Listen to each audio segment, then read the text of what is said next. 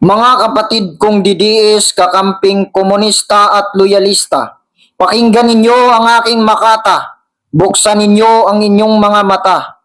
Kahit si Dr. Jose Rizal, hindi ito ang gusto niyang makita.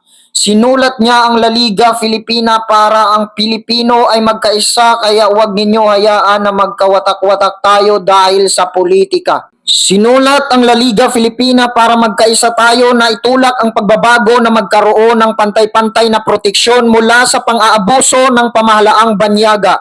Pilipino din si Tatay Digong. Hindi ibig sabihin na kapag hindi mo siya gusto ay pwede mo nang ipagkait sa kanya ang karapatan na magkaroon ng patas na proteksyon sa batas ng malayang republika. Hindi makatarungan na binatikos ka lang sa blangko na gaa ay pwede mo na siyang itapon sa ibang bansa at ibinilanggo na hindi pa nilitis at natulan ng naaayon sa patas na hustisya. Si Duterte, binatikos din siya noon, subalit ginagalang niya ang demokrasya. Ano ang sabi niya sa mga kritiko? Hayaan nyo yan, karapatan nila yan. Isang ulo lang ang dahilan kaya nagkawatak-watak tayo at yan ay walang iba kundi ang Pangulo. Kundi hinahayaan na mangyayari ito, hindi tayo magkakagulo. Ang pinuno na dapat ang nangunguna sa pagkakaisa at katarungan, pero siya pa ang dahilan kaya nagkawatak-watak tayo. Mga kapatid, hindi ako, hindi ikaw ang magkalaban, kundi ang pinakautak ng korupsyon at kasinungalingan na nasa Malacanang. Ginawa niya ang lahat para makaiwas sa nawawalang trilyon. Ginamit niya ang mga vlogger para ipahiya ang mga kapwa natin na lumalaban sa korupsyon. Mga kapatid, iniisip ninyo bakit ako mag-iingay sa flood control kahit may nagawang flood control? Hindi naman yan nakakain. Hindi ito usapin ng proyekto, kundi usapin ito ng pagtataksil sa pondo. Ang paglagay at pag-aproba ng malaking pondo sa walang kabuluhan na proyekto kaysa ilaan ito para sa kabuhayan at mapakinabangan ng mga Pilipino. Hindi confidential funds kundi flood control ang korupsyon. Dahil kung confidential funds ang usapan, mas malaki ang sa Pangulo bilyon. Kung korap si BP Sara, bakit gumagana ang intel niya? 2024 pa lang alam niya na si Romualdez at Saldico ay tumatanggap ng kickback. Binatikos sila ni BP Sara sa korupsyon kaya siya ginigipit. Pagsulong ng impeachment na walang basihan dahil cleared siya sa COA. Ang COA ay pinalitan tapos ngayon biglang sisiraan. Nagprint ng mga piking ebidensya na malinaw na kasinungalingan. Mga kapatid, huwag kayo magpauto.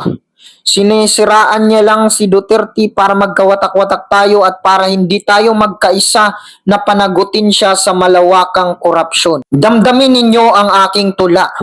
Huwag maging manhid at tulala. Nang sa ganon ay makita ninyo ang gobyerno na mas masahol pa sa Kastila. Tayo'y Pilipino na iisa ang bandila. Mga kabataan, labanan ang korupsyon, kasinungalingan at pananamantala. Sa ating pagkawatak-watak, bayan ang nagdusa.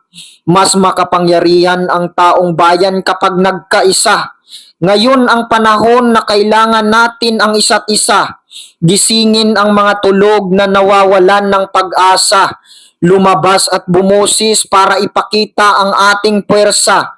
Walang makakapigil sa atin kapag tayo'y nagsama-sama. Pakisabi sa mga kababayan natin na hindi natatapos ang korupsyon kapag nasa loob lang sila ng kanilang bahay. Palayain ang bayang kinawawa. Kung hindi ako, kung hindi ikaw, sino ang gagawa? Kung hindi ngayon, hanggang kailan tayo magmamakaawa? Ilang bisis tayong nabigo, subalit hindi tayo magsasawa. Hindi tayo magdadalawang isip para sa pag-ibig sa inang bayan at sa kapwa. Ito ang aking makata ng pagtataksil sa soberanya. Ginawa ko ang lahat sa panahon ko para maprotektahan kayo sa masamang tao. Naging istrikto ako para sa kapayapaan at kaligtasan ng mga Pilipino. Ang mga galit sa akin ay ang gumagawa ng masama at hindi ang mabuting tao. Mahal na inang bayan, nangungulila ako sa lupang tinubuan kung saan ako pinanganak. Sa ngalan ng pagmamalasakit, pinagtanggol kita noon bilang iyong anak, kahit batid kong ako'y mapapahamak. Hindi ko nais na ang dugo ay dumanak, dulot ng korupsyon na sandamakmak. Sinubukan ko noong ako ay magsiwalat, para ayusin ang paparating na kalat. Subalit ako'y pinatahimik kaya't wala ng ulat. Inalipin ng korupsyon ang mahihirap. Inaapi ng kasinungalingan ang hindi korap. Ang pananahimik ay pagpapahiwatig ng pagiging kasabwat. Ipinagkait ang hustisya dahil siya ang ugat. Kapag magaling ang pinuno, walang sugat. Darating ang panahon, ikaw ay maging pamagat dahil huhusgahan ka ng lahat. Sabihin niyo sa akin ano ang nilabag kong batas. Anong kasalanan ko para palayasin sa bayan kong Pilipinas? Kung may kasalanan ako sa Diyos, siya ang maghuhusga pagdating ng wakas. Hitik sa laman ang papuri ninyo sa akin nung ako'y nakikinabangan pa.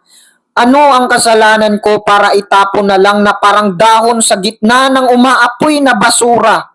Hindi iginagalang ang kapangyarihan ng hudikatura. Nasaan ang kapangyarihan ng hukom at patas na hustisya? Nasaan ang demokrasya kung ang hahatol sa akin ay buhaya?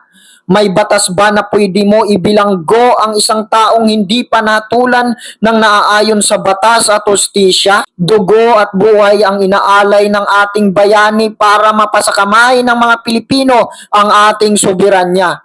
Tapos hahayaan lang ng sandatahang lakas na isuko ito ng mga buhaya? Nagtatago sa matamis ng ngiti ang isang ahas. Hindi ako nakakubli sa isang madilim na rihas dahil ako'y may pananagutan sa pagpapalayas, kundi dahil sa pagtataksil ng nasa taas. Dati kong kaibigan na naging politiko. Tuwang-tuwa ka nung kinakalaban ko ang mga oligarko. Subalit ngayon kasama mo sila sa panluluko. Dati sinasabi mong hinahangaan mo ako. Subalit tinuturing mong kaaway ang kritiko. Tanong ko lang bakit may pirma sa blangko? Kapalit ng aking payo, kinaladkad mo ako. Pilit na pinasakay sa tahimik na eroplano. Ginamit ang sandatahang lakas sa plano. Pinagtaksilan ang soberanya at ang mga Pilipino. Sa aking paglipad tanaw ko sa malayo. Ang bayan kong iniwan ay di na makatayo. Humahagulhol sa iyak at ang iba ay nakikisuyo. Habang humahalakhak ang di nakaunawa ng aking puso. Buhay at dugo ang inaalay ng mga bayani para iligtas ang Pilipinas. Subalit hanggang kailan ito apihin ng mga nasa itaas?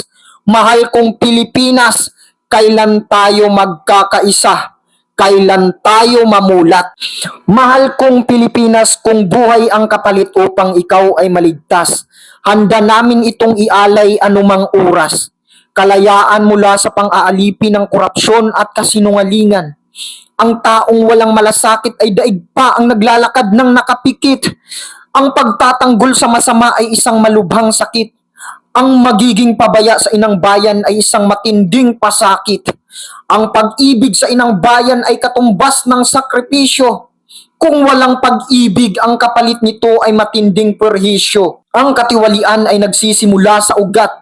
May gamot para maghilom ang sugat. Mula sa buhayang halimaw kumagat. Kulay asul ang langit at ang dagat. Sa mga tulakoy kalayaan ang pamagat. Laging pagsang-ayon ay maging maingat. Walang kalayaan kung walang sumasalungat. Ang kumakampi sa mali ay sa masama masasadla. Hindi mapipigilan ang nag-aalab na diwa. Walang hihigit sa pag-ibig sa kapwa. Nasa Diyos ang awa, nasa tao ang gawa. Bayan ay ipagtatanggol, kapalit man ay pagluha.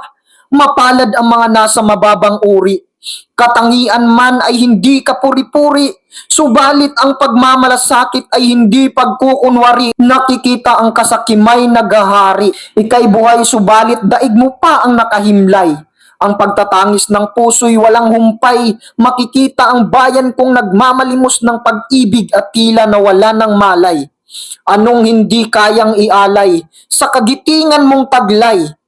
Ang kalayaan sa iyo ay nakasalalay. Manindigan upang magtagumpay ang watawat ay iwagayway. Ang iyong kabayanihan ay aking pagpupugay. Mahal kong Pilipinas, kung pag-ibig at malasakit ang paraan upang ikaw ay maligtas.